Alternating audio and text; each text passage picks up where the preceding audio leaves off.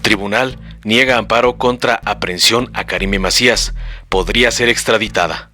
La ex esposa del gobernador de Veracruz sufrió un revés después de que un tribunal le negó un amparo contra la orden de aprehensión que pesa en su contra. Karime Macías, ex esposa de Javier Duarte, ex mandatario de Veracruz, sufrió un revés por parte de un tribunal federal, el cual le negó el amparo que solicitó contra la orden de aprehensión y de extradición que hay en su contra. Macías enfrentaría a la justicia después de ser acusada de un supuesto fraude de más de 112 millones de pesos en el Sistema para el Desarrollo Integral de la Familia, DIF de Veracruz, del que era presidenta honoraria. El primer tribunal colegiado penal en la Ciudad de México, por mayoría de votos, ha dejado firme la orden de captura y su consecuente trámite de extradición. Los magistrados concluyeron que los datos de prueba presentados por la Fiscalía de Veracruz son por ahora suficientes para sostener las acusaciones y la respectiva orden de aprehensión. Sobre el material probatorio para que se le mandara a aprender, básicamente aquí se dice que, bajo la premisa de que solo se requieren datos que hagan probable tanto el delito como la participación de la aquí quejosa, el material disponible que tuvo a la vista la autoridad responsable cumple con esos estándares que son exigidos para esa orden de captura, mencionó Juan José Olvera López, el magistrado ponente.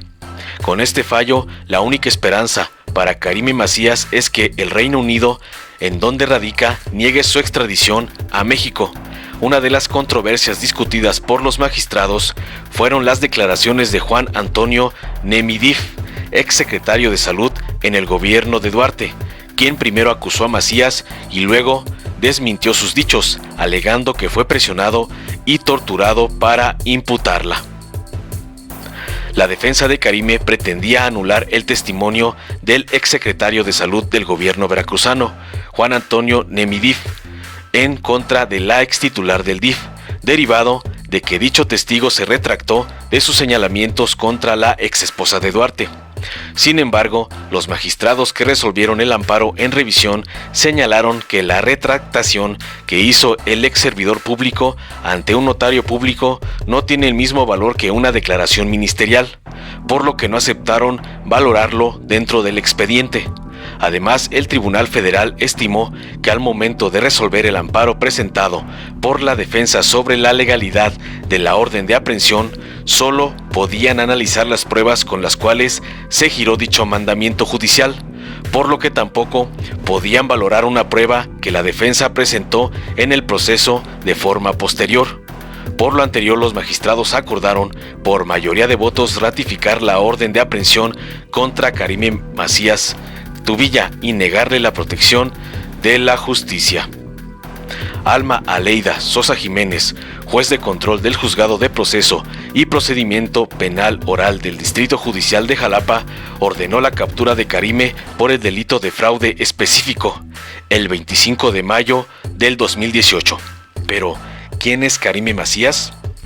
Karime Macías Tubilla saltó a la fama no solo por ser la esposa del exgobernador de Veracruz, Javier Duarte, sino por estar vinculada en la planeación, preparación y ejecución de acciones para desviar recursos públicos. Es hija de Antonio Macías Yaceguey y María Virginia Yasmín Tubilla.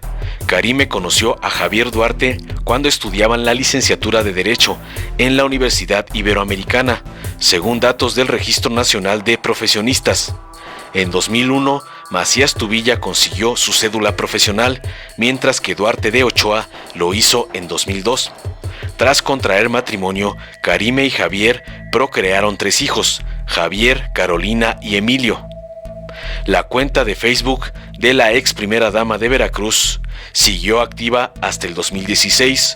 Su última publicación fue el 23 de septiembre de ese año, casi un mes antes de que Javier Duarte solicitara licencia al cargo. En redes sociales, Karime muestra su apego a la religión. En varios posts compartió imágenes del Papa Francisco y de la Virgen de Guadalupe. También compartía con sus seguidores su gusto por la lectura, como cuando dijo que leía el libro Recen por mí, de Robert Moynihan. Durante una revisión, Miguel Ángel Yunes aseguró una bodega en la que encontraron pertenencias de la familia Duarte Macías. Entre los objetos decomisados estaban algunos diarios de Karime, que muestran parte de su personalidad. Ahora se sabe que la ex primera dama dedicaba parte de su tiempo para escribir planas con frases como "sí merezco la abundancia", así como para planear sus funciones. De acuerdo con los escritos, una primera dama siempre debía verse linda y estar informada.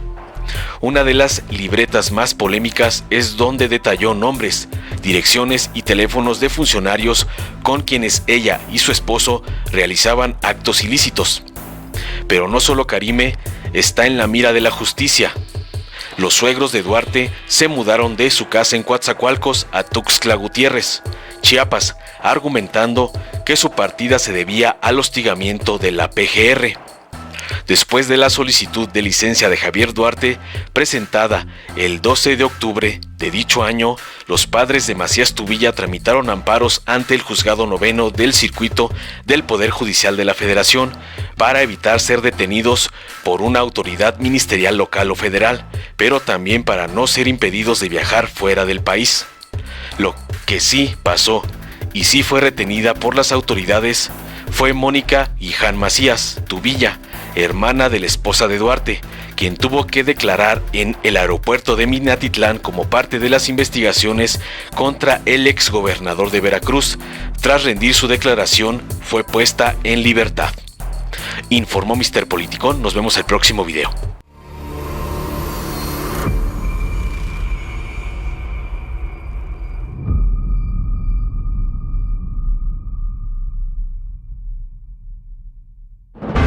Para 1988, México ya había vivido una larga tradición de corrupción, abuso de poder y fraudes electorales. Pero ese mismo año, el PRI y sus aliados mancharon para siempre la historia de la democracia en nuestro país. Este hecho dio comienzo al noviazgo entre el PRI y el PAN. A que hubieron irregularidades, por supuesto, se señalaron.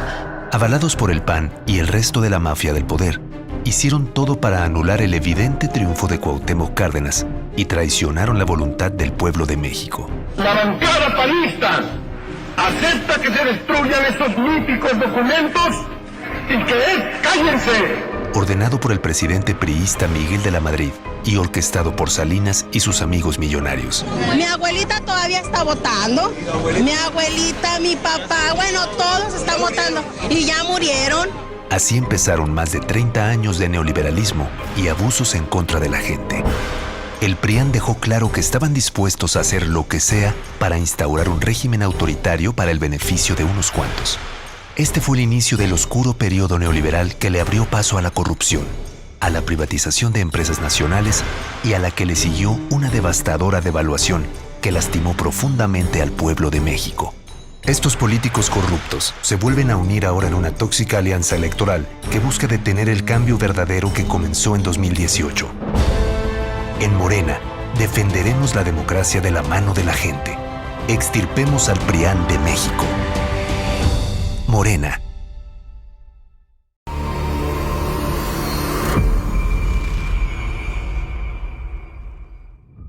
En los 90s, la mafia del poder ideó un plan siniestro para saquear lo que le pertenecía al pueblo. Y solo podían lograrlo si tenían el control del Congreso para modificar las leyes para que nada les impidiera hacer negocios a costa del pueblo. Fue así como priistas y panistas se unieron para aprobar las reformas con las que comenzó la etapa de privatización de los gobiernos neoliberales. Con esto, Salinas malvendió los bancos a sus amigos millonarios y privatizó cientos de empresas, malbaratando el patrimonio de las y los mexicanos, quienes sintieron de manera inmediata los efectos de este golpe a la economía del país. Nosotros privatizamos los bancos, la compañía telefónica, las líneas aéreas, la siderurgia, las minas. Estamos ahora procediendo a privatizar los puertos, los aeropuertos. No les importaron las leyes, ni la justicia, ni el bienestar del pueblo. Solo pensaban en su riqueza y en fundar un régimen neoliberal que duraría décadas. Sí, hubieron prácticas indebidas de algunos que participaron en la privatización. Mientras unos cuantos vividores gozaban de sus riquezas, el resto tuvimos que pagar sus deudas y sufrir las crisis económicas. Lo que era de todas y todos pasó a ser de unas pocas familias que siempre han sido aliadas del PRIAN y se creían dueñas de México. En los sexenios siguientes, el PRIAN siguió privatizando el patrimonio de las y los mexicanos. Pero la Cuarta Transformación llegó a ponerles un alto. Nuestro movimiento le está devolviendo al pueblo lo que es suyo. Mientras los prianistas se aliaron con la corrupción, la alianza de Morena es con la gente. Este 2021, no dejaremos que regresen. Vamos a extirpar el PRIAN del país. Morena, la esperanza de México.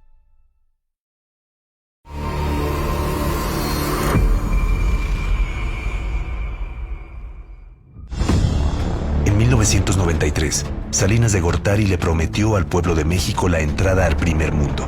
El pacto traerá ahora más beneficios a obreros, campesinos y empresas. Pero ese mismo año, en complicidad con los panistas, decidió quitarle 3 ceros al peso mexicano. Para 1994, la prosperidad no llegó, y con el régimen neoliberal del PRIAN, sucedió lo inevitable. La crisis y malos manejos dejaron al país en una profunda devaluación.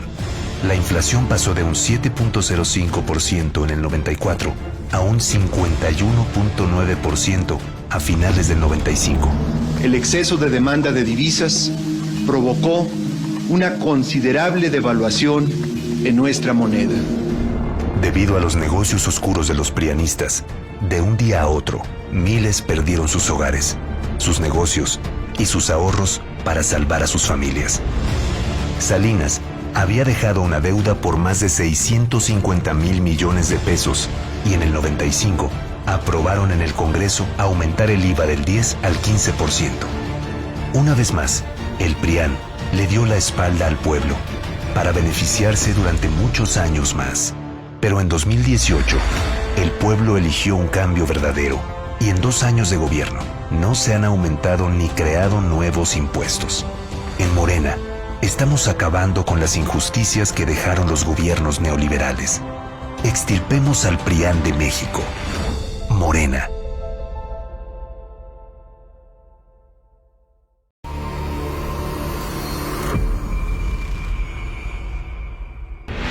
Para 1995, el PRIAN había hundido a México en una terrible crisis económica. Quebraron familias, quebraron empresas, quebraron todos los bancos. Y en medio de la devaluación, le asestaron otro golpe al pueblo. Priistas y panistas como Felipe Calderón y Santiago Krill aprobaron en el Congreso que el dinero del Fobaproa, creado para proteger los ahorros del pueblo, fuera usado para salvar a los bancos y a las empresas de sus amigos millonarios, convirtiéndose en una deuda pública que pagaríamos todas y todos los mexicanos. El robo más grande de la historia sumó ese año 552,000 millones de pesos. Pero los malos manejos financieros y devaluaciones que siguieron incrementaron la deuda, que para 2019 ya alcanzaba 1,062,447 millones de pesos que los mexicanos estaremos pagando hasta el 2070. El PRIAN puso la codicia por encima del bienestar de la gente. Pero la transformación de México ya comenzó y los recursos nunca serán usados para rescatar empresas. La prioridad es el pueblo. Extirpemos al PRIAN de México. Morena. Si te gustó, dale like, compártelo, suscríbete y activa la campanita para recibir las notificaciones de nuestro canal.